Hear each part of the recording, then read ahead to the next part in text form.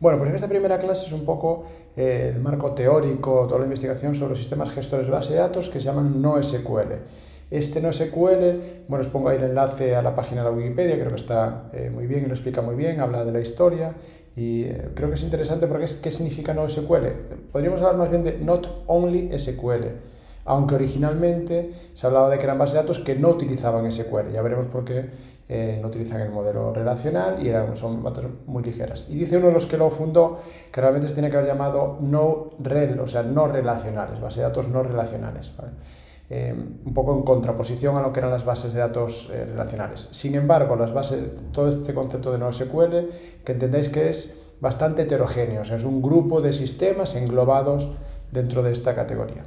Algunas características que sí podemos utilizar para distinguirlas es que el concepto de Not Only SQL no usan SQL, aunque algunas tienden a utilizar cosas parecidas porque para hacer una migración desde el modelo del uso de bases de datos relacionales que utilizan SQL al que no, bueno, y por la potencia SQL.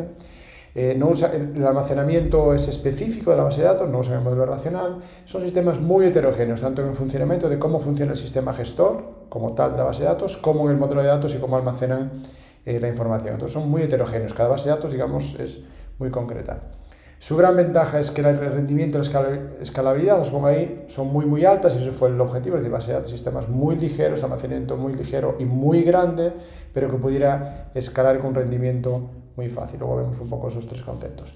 Lo que pasa es que eso es un coste de la funcionalidad, es decir, todo lo que es la integridad de los datos, por ejemplo, combinación de tablas, soporte transaccional y algunas cosas más que son más propias de los sistemas gestores de bases de datos relacionales, pues se pierden porque no lo puedes tener todo. Si quieres gran rendimiento, gran escalabilidad, bueno, en principio esta es un poco de las razones, es un equilibrio entre las dos cosas, aunque los sistemas gestores de bases de datos relacionales convenientemente configurados tienen una gran capacidad de escalabilidad y de manejo de datos, ¿vale? O sea, no es tampoco tan sencilla la comparación y depende mucho del caso de uso, ¿vale? Además, lo que sí es muy interesante aquí es su capacidad de replicación, de sincronización. Son arquitecturas muy distribuidas, es decir, no están tan pensadas para tener una sola base de datos, que es en el contexto en el que estamos nosotros, sino para tener varias bases de datos.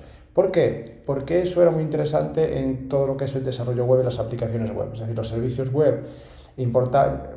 Esto surge también de los grandes, por decirlo así, operadores de la web que necesitaban que el modelo tradicional le crujía un poco porque necesitaban mucha más velocidad, es decir, que la latencia fuese la menor posible, porque en la web el usuario es muy sensible al tiempo de acceso, y no le importaba tanto la integridad por la que podría manejar a nivel de aplicación, y tampoco se utilizaban modelos muy complejos de datos, ¿vale?, a la hora de trabajarlos.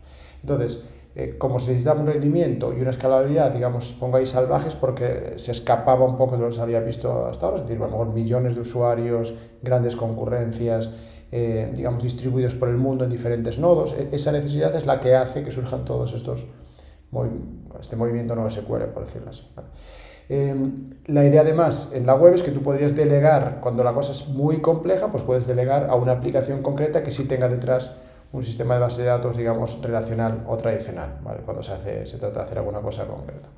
Entonces, la idea en este caso lo que se busca sobre todo estos sistemas es descentralizar toda la parte del modelo de datos, de la aplicación, digamos, para que el modelo de datos maneje mucho mejor la concurrencia, es decir, muchos usuarios accediendo a la vez al servicio, la escalabilidad, es decir, que de repente, de un segundo al siguiente, aumente drásticamente de forma salvaje el número de usuarios que acceden a la vez, eso es también habitual en la web, es decir, hay unos picos increíbles, y luego la disponibilidad, es decir, que no se caiga el servicio porque tienes a millones de usuarios utilizando tu servicio y no se te puede caer, ¿vale? O si se te cae una base de datos, no se te puede caer todos los datos, ¿vale? Si se le cae a Facebook o a Apple o a Google, se cae su servicio, se le cae una base de datos, no se puede caer toda su operación, tiene que más o menos seguir. Entonces, esos conceptos, digamos, un poco genéricos, más de arquitectura de sistemas, son los que dan lugar al concepto de las bases de datos NoSQL, ¿vale? Un primer concepto importante es que el almacenamiento es estructurado, no es relacional, y las reglas de integridad son sencillas, pero hay muchos tipos. Pero el almacenamiento siempre es, digamos, desordenado no es la palabra, es muy heterogéneo. Yo creo que cada base de datos lo va a utilizar el suyo. Por ejemplo, estos son como 4 ejemplos.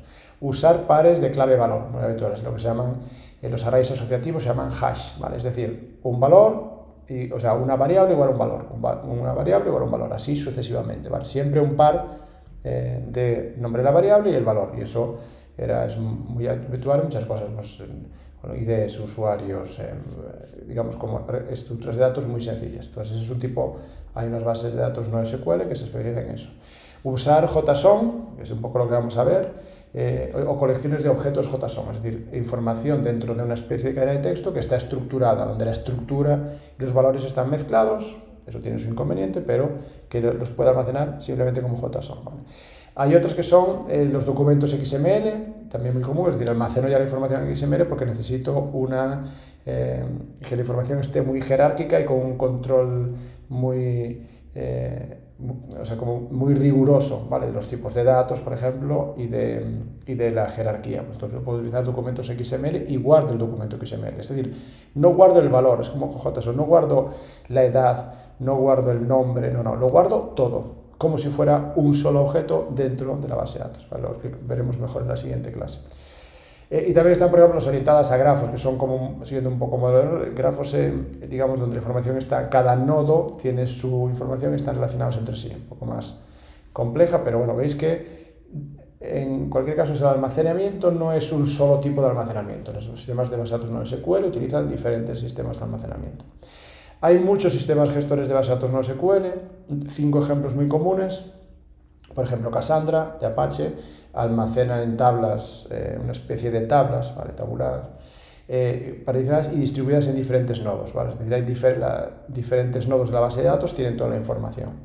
Está, por ejemplo, Redis, que almacena este almacenamiento hash de clave-valor y que además se puede almacenar en RAM, ¿vale? Como un sistema caché, se utiliza bastante como sistema caché, es decir, lo tengo en RAM y voy guardando cosas en la memoria RAM. Mientras el ordenador esté encendido, recordar que no pasa nada, aunque tiene mecanismos de guardarlo en disco, es decir, esto es una base de datos que está en memoria RAM, ¿vale? Y que solo guarda variables, una variable, un valor, una variable, un valor, que eso para una aplicación puede ser muy útil para utilizarlo como almacén de datos, ¿vale? Luego está MongoDB, que es la que vamos a ver, almacenamiento documental basado en JSON, son objetos, que es el más popular. Por ejemplo, Apache CouchDB, que almacena objetos JSON y que tiene un API muy específico, y es replicable, muy distribuida, que puedes tener la base de datos en varios lugares. Pero el concepto del API es interesante en CouchDB, es que me conecto y me da un servicio, le hago una pregunta y me la responde a través de un API REST, es decir, utilizando como si fuera una aplicación web, lo veremos un poco el año que viene. Y por último cito ahí Google Bigtable, que es en el que se basa el almacenamiento de información de la parte de Google, que en realidad es un sistema de archivos especial, pero lo que hace es almacenar datos en tablas multidimensionales, es decir, una tabla que contiene otra tabla, que está distribuido en diferentes ordenadores y que es muy, muy eficiente, ¿vale? Se utilizó en el principio, bueno, ya se utilizan más evoluciones, ¿vale? Esta también es una base de datos no SQL porque la almacena de forma estructurada y se consulta de manera específica, directamente con una librería específica. Os pongo ahí un enlace desde la perspectiva de MongoDB, es decir, cada fabricante pues va a contar un poco la historia según su perspectiva, pero que es un buen resumen final de qué es toda la base de datos no SQL y la comparación con base de datos más SQL, creo que es interesante. Como ejercicio os pongo, uno es trabajar con algunas preguntas genéricas. Recordad que habíamos visto lo de administrar un sistema de gestión cualquiera, ¿vale? Era mucho más centrado en un modelo de datos relacional, pero extrayendo ahí de algunas preguntas, escogéis una no SQL y de a lo mejor una que no esté ahí por aprender una nueva, bueno, una de las 5 que os ponga ahí.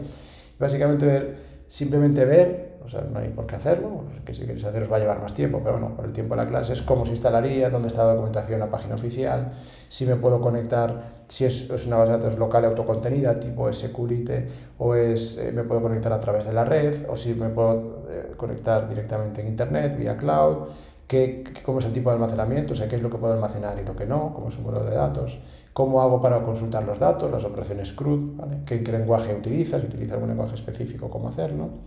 Y luego, bueno, os voy a poner después, esto quizá más adelante, implementar un almacén de una aplicación concreta sobre vuelos y viajes, ¿vale? Entonces, ¿cómo haríais si tuvierais que guardar información de diferentes vuelos, diferentes viajes, diferentes personas que viajan? ¿Cómo creéis que lo podríais hacer? Os lo voy a proponer para el siguiente ejercicio realmente, ¿vale? Y nada, recordar un poco que cada sistema gestor es muy específico, es decir, las mismas preguntas para un sistema y para otro no es la misma respuesta, ¿vale? Al contrario que el sistema relacional, que todos son bastante parecidas.